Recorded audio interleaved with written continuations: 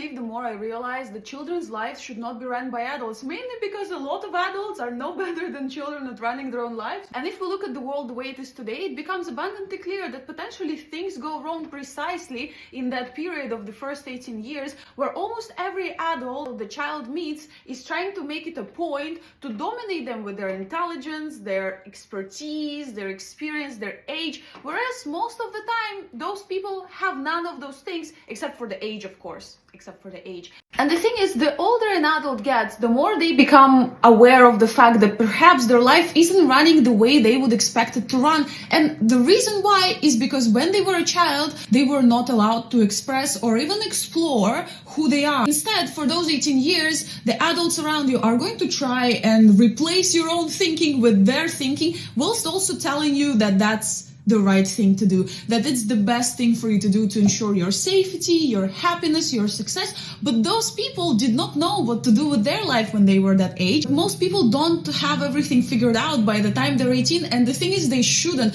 Most people don't have their life figured out by the time they're 50. And yet we place all of this possible expectation onto a child. And whether they're aged 5, 7, 10, 12 or 18 actually doesn't matter, because in the eyes of the law, they are less than, whilst at the same time being protected supposedly more than an adult. As a society, we keep screaming, children are the future, children are the flowers, and yet we then take that flower and try to suffocate it with the weight of our own unfulfilled expectations of ourselves, not that child. And a lot of adults, unfortunately, try to self-actualize if they're not very fulfilled by taking as much domination over a child as they can possibly take. And sometimes it goes into really wrong places, and that's precisely why we live in the world that we live in today. Because in the first 18 years of critical stages of development, where your brain develops, your nervous system explores what is safety and what isn't safety, how to function in a society, in all of those stages of development, almost always there's going to be someone who's going to try and belittle you and tell you that you have no idea how life is going to be like, you have no idea what it's like, so you shouldn't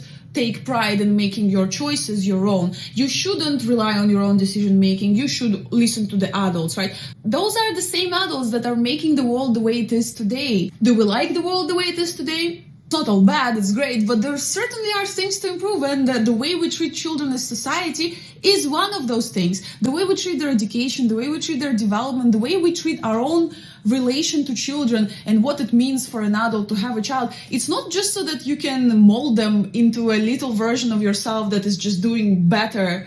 I hope people understand that having a child and molding them into a mini version of yourself that is just better at everything that you were at that age is traumatizing for the child, and it is not the meaning of having a child. Certainly, you should not treat discipline and education as a tool of blackmail and manipulation over your child just so that maybe they can get better grades, or maybe they can become less inconvenient, less messy, less loud. All of those things have nothing to do with actual safety. But most unfulfilled adults are going to make almost every little opportunity of self-expression and self-exploration for a child about their safety, where actually it's about them being intimidated by another person having a chance to do something they didn't. Something that remains unspoken to this day is that a lot of adults resent children. Something that remains unspoken to this day is that a lot of adults resent children for still having the opportunities for growth that they didn't have or aren't going to have anymore. But all of that is perception, all of that is mindset. Those people have designed their own limiting beliefs. Maybe the adults I'm talking about did not design their own limiting beliefs, but they certainly decided to stick with them through life and then push them over to their children.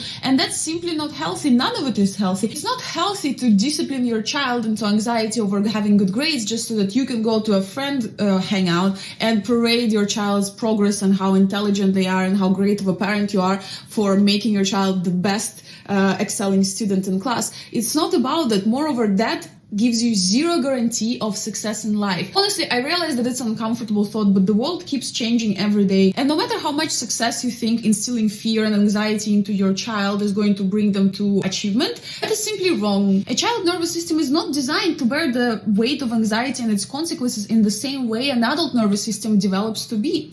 Moreover, a lot of adults still do not have a nervous system that can actually withstand difficulty and hardship, precisely because when they were a child, they were not taught the concept of safety. They were not explained how it's meant to feel, because in their own home, they were fighting a battle. If you're uncomfortable with that idea, think about how any corporate company works. CEOs and executives do not do project management, and project managers do not do CEOing and executing. Executing. Yes.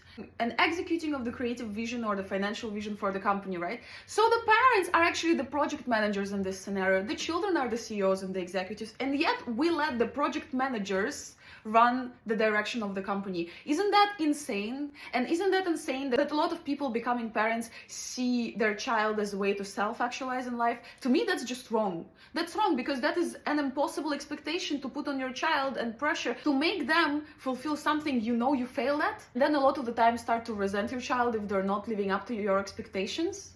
That's why so many adults, if you dig into their psyche, are actually delusional about how the world works. And then, nevertheless, the world keeps working this way because we have delusional people running it. And every new generation that potentially could fix things goes through this period of 18 years where their original ideas are being taken and where their original ideas and vision and unique perception of the world is being scrambled into an omelette and then fed in a public canteen and laughed at. Whereas the child may not want an omelette, they may want a boiled egg, they may want a fried egg, they might want to eat it raw, or they might want to bake a cake, and that decision is completely up to them. This culture of telling children that they do not know how life works, that whole culture of limiting children's decision making because you think that they don't understand how the life works. Do you?